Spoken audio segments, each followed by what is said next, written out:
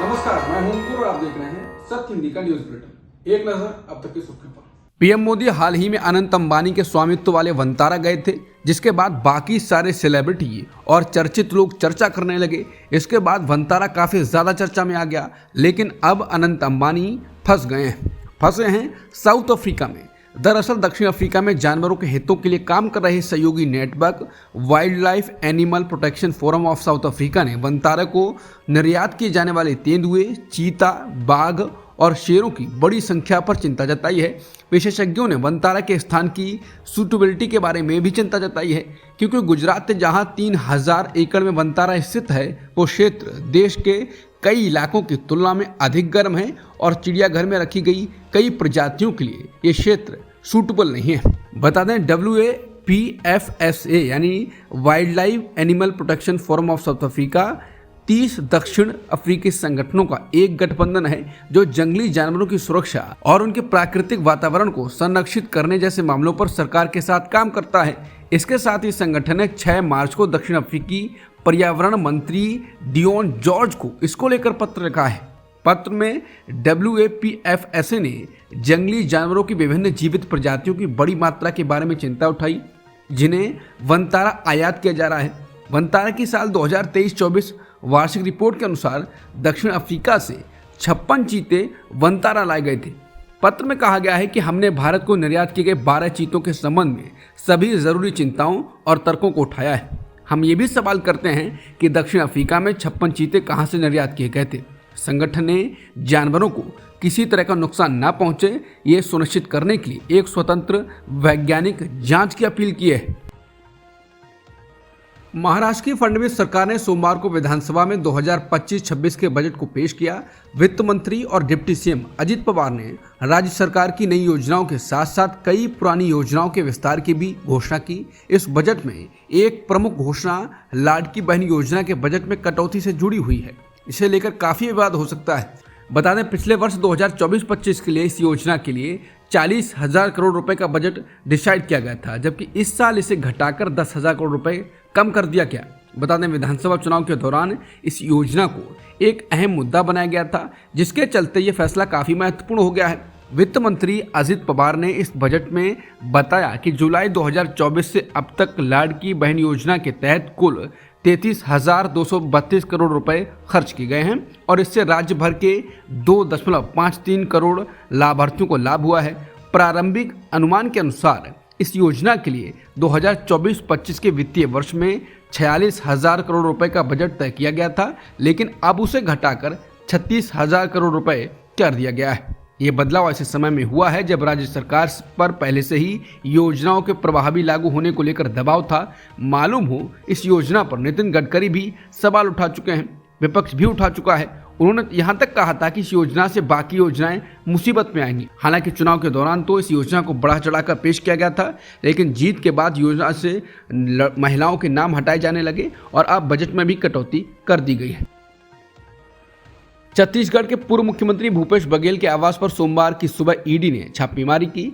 ED के छापे को लेकर पूर्व मुख्यमंत्री ने सोशल मीडिया प्लेटफॉर्म एक्स पर एक पोस्ट में दावा किया है कि उनके घर से ईडी को 3 चीजें मिली हैं। उन्होंने लिखा, ईडी घर से चली गई है, मेरे घर में उनको 3 चीजें मिली हैं। पहली, मंतूराम और डॉक्टर पुनीत गुप्ता यानी डॉक्टर रमन सिंह जी के दामाद के बीच करोड़ों के लेन देन की बातचीत की पेन ड्राइव। दूसरी, डॉक्टर रमन सिंह जी के पुत्र अभिषेक सिंह की सेल कंपनी के कागज। और तीसरी, पूरे संयुक्त परिवार में खेती, डेयरी, स्त्री धन, कैश एंड हैंड मिलाकर लगभग 33 लाख रुपए, जिसका हिसाब उनको दिया जाएगा। उन्होंने ये भी बताया कि छापा मारने आए ईडी के अधिकारी के पास ECIR नंबर नहीं था। विपक्ष के नेता और कांग्रेस सांसद राहुल गांधी ने सोमवार को लोकसभा में वोटर लिस्ट के मुद्दे पर चर्चा की मांग की। कई राजनीतिक दलों ने पहले से ही इस मुद्दे पर चिंता जताई है। लोकसभा में राजशून्यकाल के दौरान राहुल गांधी ने कहा कि पूरा विपक्ष मतदाता सूचियों पर चर्चा की मांग कर रहा है। स्पीकर ओम बिरला की टिप्पणियों का जवाब देते हुए राहुल गांधी ने कहा कि हम आपकी टिप्पणी स्वीकार करते हैं कि सरकार मतदाता सूचियां नहीं बनाती, लेकिन हम इस मुद्दे पर चर्चा की मांग करते हैं। उन्होंने आगे कहा, देश भर में मतदाता सूचियां सवालों के घेरे में हैं। महाराष्ट्र समेत हर राज्य में विपक्ष एक स्वर में सवाल उठा रहा है।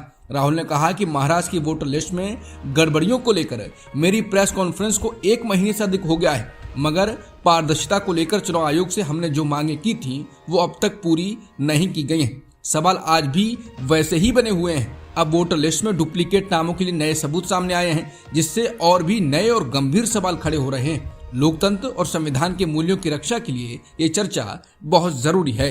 कांग्रेस सांसद केसी वेणुगोपाल ने फर्जी वोटर मामले में बयान दिया है। समाचार एजेंसी एएनआई से बातचीत में उन्होंने कहा कि अब चुनाव आयोग ने भी माना है कि कहीं तो कुछ गड़बड़ हुआ है। इस मामले पर संसद में चर्चा होनी चाहिए। हम सब लोकतंत्र की बात करते रहे हैं और ये लोकतांत्रिक सिद्धांतों और मूल्यों से जुड़ा बहुत महत्वपूर्ण मुद्दा है। उन्होंने ये भी कहा कि आज संसद में विपक्ष ने इस मामले पर चर्चा करने की बात की है। बता दें, इससे पहले दिल्ली विधानसभा चुनाव के दौरान दिल्ली में वोटर लिस्ट में फर्जी वोटर के मुद्दे पर बीजेपी और आम आदमी पार्टी के नेता लगातार एक दूसरे पर आरोप लगाते रहे थे।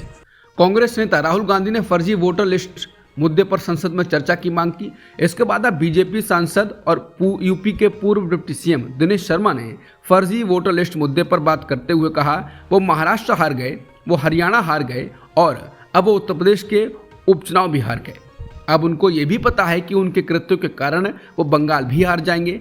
अब उन्हें किसी न किसी का साथ चाहिए। ये उनकी बंगाल के हार के पहले की वेदना है। उन्होंने काम नहीं किया है और अब वो वोटर लिस्ट और ईवीएम को मुद्दा बनाएंगे। महाराष्ट्र नवनिर्माण सेना के प्रमुख राज ठाकरे ने महाकुंभ में स्नान करने वालों को लेकर विवादित बयान दिया है। उन्होंने कहा कि लोगों को अंधविश्वास से बाहर निकलना चाहिए। मैं उस गंगा के गंदे पानी को भी नहीं छूऊंगा जहां करोड़ों लोगों ने स्नान किया है। उन्होंने कहा कि बाला नांद गांव कर वहां का पानी लेकर आए। मैंने कहा मैं नहीं पीऊंगा। उन्होंने सवाल उठाया कि अगर लोग अपने पापों का प्रायश्चित करने के लिए प्रयागराज गंगा में स्नान करने गए तो क्या वो सच में अपने पापों से मुक्त हो सकते हैं। राज ठाकरे ने इस दौरान ये भी कहा कि गंगा के पानी में इतने लोगों ने स्नान किया है तो ये पानी साफ नहीं हो सकता। राज ठाकरे ने इस मुद्दे को गंगा की सफाई से जोड़ते हुए कहा कि ये मुद्दा नदी के पानी की सफाई का है। उन्होंने कहा कि आप अब विश्वास और अंधविश्वास के बीच का अंतर समझ गए होंगे। सुप्रीम कोर्ट कॉलेजियम ने गुरुवार को कोलकाता हाई कोर्ट के जज जस्टिस जॉय माल्या बागची को सुप्रीम कोर्ट में पदोन्नत करने की सिफारिश की। जस्टिस बागची का सुप्रीम कोर्ट में कार्यकाल काफी लंबा होगा और मई 2031 में जस्टिस केवी विश्वनाथन की सेवानिवृत्ति के बाद वो भारत के मुख्य न्यायाधीश बनेंगे। हालांकि जस्टिस बागची अपेक्षाकृत कम अवधि के लिए सीजेआई के रूप में कार्य करेंगे, क्योंकि वो अक्टूबर 2031 में रिटायर हो जाएंगे। वरिष्ठ अधिवक्ता और उड़ीसा हाईकोर्ट के पूर्व मुख्य न्यायाधीश डॉक्टर एस मुरलीधर ने हाल ही में देश भर में धर्मांतरण विरोधी कानूनों को विकल्प विरोधी कानून करार दिया।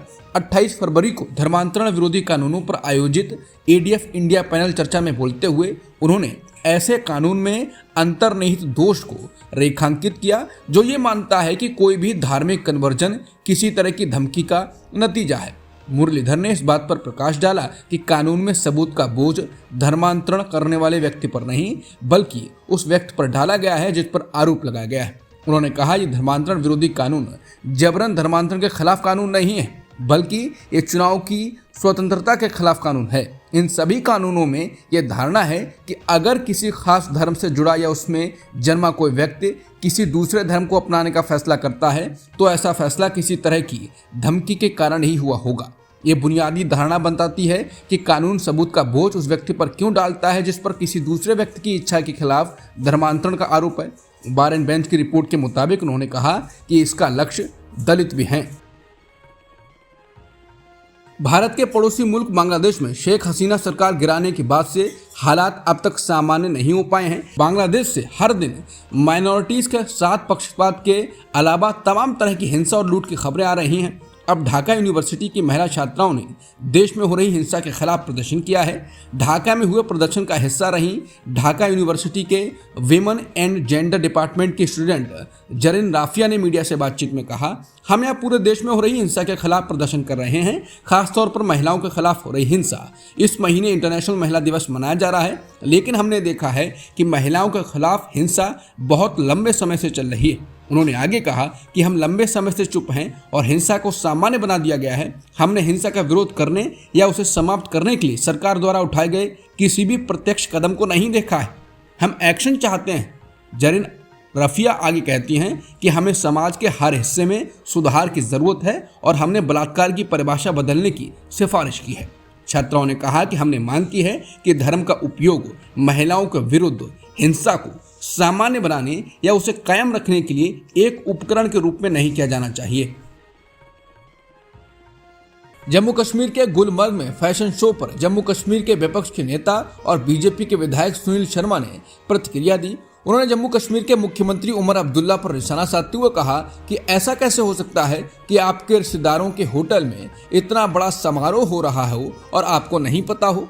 एलओपी ने दावा करते हुए कहा कि वहां पर जो शराब के सेवन की बात उठी है वहां बार नहीं है, इसका मतलब है कि शॉर्ट टर्म लाइसेंस दिया गया होगा और मुझे लगता है कि उमर अब्दुल्ला के हस्ताक्षर से लाइसेंस दिया गया होगा। उन्होंने कहा कि लेकिन अब जब बात खुद पर आ गई है तो इन्हें इससे पल्ला झाड़ना है, इसलिए उन्होंने कहा कि इसकी जांच करूंगा। बार बार झूठ बोलना और लोगों को गुमराह करना छोड़ दें। बता दें जम्मू कश्मीर में रमजान के दौरान आयोजित किए गए एक फैशन शो को लेकर विवाद हो गया है। इस मामले में रविवार को प्रदेश के मुख्यमंत्री उमर अब्दुल्ला ने कहा है कि उन्होंने अधिकारियों से 24 घंटे के भीतर रिपोर्ट तलब की थी। मामला यह है कि 8 मार्च को जम्मू कश्मीर के गुलमर्ग में एक फैशन शो का आयोजन किया गया था। कहा जा रहा है कि इसमें कुछ मॉडल्स ने ऐसे कपड़े पहने थे जो बेहद छोटे थे और इनमें मॉडल अर्धनग्न नजर आ रहे थे।